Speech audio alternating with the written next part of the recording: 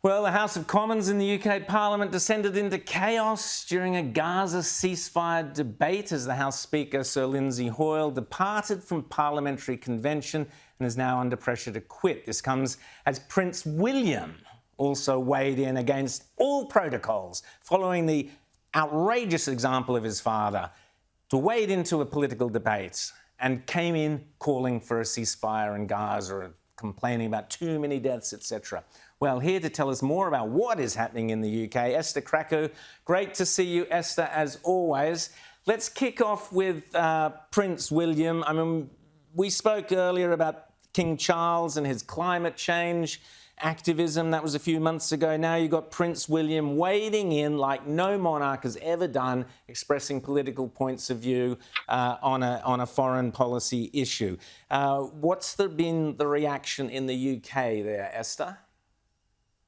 So Prince William released a statement after a visit to the British Red Cross in London, asking for effectively a humanitarian pause. He didn't use the word ceasefire because that would have been tone deaf, and there would have been many questions arising, like, you know, if Hamas is not going to pause, why should we? So he effectively called for the release of the hostages, but also a pause so that humanitarian aid can get into Gaza. Now, he did try and be balanced in his letter. However, that does raise the question of what kind of king will he be, future king, but also whose footsteps is he walking in as the Prince of Wales? Clearly his father's, because his father as the Prince of Wales was known for his environmental activism. He was very vocal about his political beliefs, and he wasn't afraid to ruffle some feathers in a way that was very much unlike the Queen. But he seemed to have gotten away with it, because now that he is king, he has decided to jettison all of that. He didn't attend COP27. He's been quite mute on political issues, which some will say, what's the point? Because we already know what he thinks. But at the end of the day, as the monarch, it would be improper for him to comment on political issues.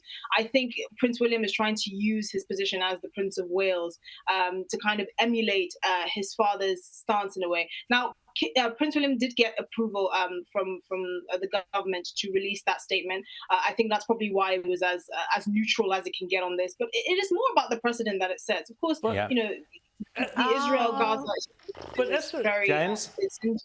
But Esther, I want to get into what some of the lead up to this, or some of the stuff that's been happening in the last 24, 48 hours, because I think Australians aren't fully across just what has been happening too in the House of Commons, and that explain to us how procedures for voting on a motion around Gaza and a ceasefire were changed and suspended by the House Speaker simply because Labour MPs were under physical threat from Islamist protesters. And you've essentially given, it sounds like to me, Islamist demonstrators the freedom to decide what's voted on, what's not voted on, how it's voted on in Parliament. What is happening here? I mean, the last 72 hours in the UK's Parliament has been the kind of stuff you can't make up, actually. You couldn't even make up in a series because it's so ludicrous.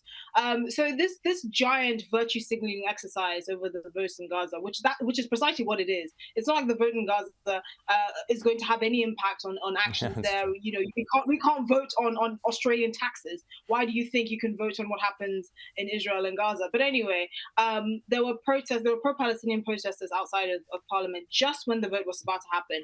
And Sir Keir Starmer pulled Lindsay Hoyle aside and had some words with him. Now, we don't know what exactly that conversation entailed. Some are saying that Keir Starmer actually threatened the Commons Speaker to actually get rid of him at the next election when Labour are expected to win if he didn't back Labour's amendment motion. So ordinarily the SNP, the third largest opposition party, third largest party in Parliament, but the second largest opposition, had come up with a motion to debate. And parliamentary procedure wouldn't actually have you debate an amendment proposed by Labour, who are also in the opposition, when the government has also proposed its own its own amendment. So basically, Sir Lindsay Hoyle effectively defected from parliamentary procedure after having a conversation with Sir Keir Starmer, and it all just kind of erupted in the Commons. You know, Tory MPs left, the SNP MPs left as well, and which begs a couple of questions. Why does it seem like our politicians are being allowed to be intimidated by pro-Palestinian protesters. We already know that some MPs, an MP who was the MP for Finchley and Golders Green for I believe over a decade, had to resign because of threats against his life. Right? We all across the board, we're seeing intimidation of MPs, particularly when it comes to this vote, which is largely ceremonial, completely meaningless, and also begs the question why our MPs are so incensed and getting so worked up over something that's happening not in Britain, but they don't seem as incensed as people being homeless, or the economy tanking, or the housing crisis, or the crumbling NHS, or all the things that affect the daily lives of British citizens, even more so. I mean, it's really a complete fiasco. You just couldn't make it up. And I think for me, the saddest thing is, just seeing how MPs are being intimidated by this hate mob, effectively. Well, the hate mob seems to be running the streets as well. They're closing down major roads and doing as they wish.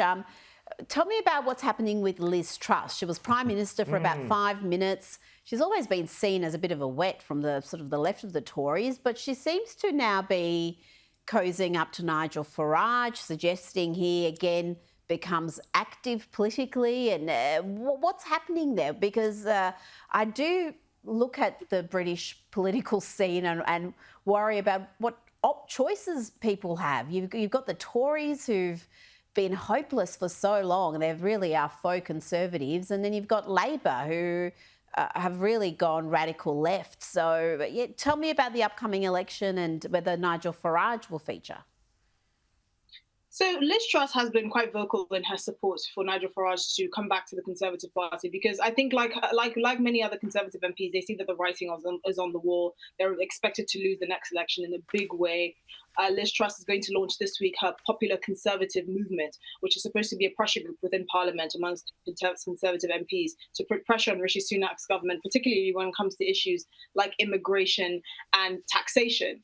So this is a group that she is spearheading, and she's made it very clear that not only will she not be silenced, even though she was only Prime Minister for all of 45 days, really, but she's also trying to raise the flag for Conservatives that can see what is going wrong in the country and are not willing to be silent about it. Now, obviously, trying to get Nigel Farage on board is a very wise move. This is a man who is behind Brexit. He has a lot of grassroots support in the traditional sort of Tory voter communities. And, she's going to be speaking, and she has been speaking at CPAC this week. Nigel Farage is also going to be speaking as well. So they've been cozying up kind of on the American speaking circuit and kind of making the case for conservatism, not just in the UK, but obviously in the developed world as well. They're very pro-Trump. They're very sort of controlled borders, higher economic growth, all those sorts of things.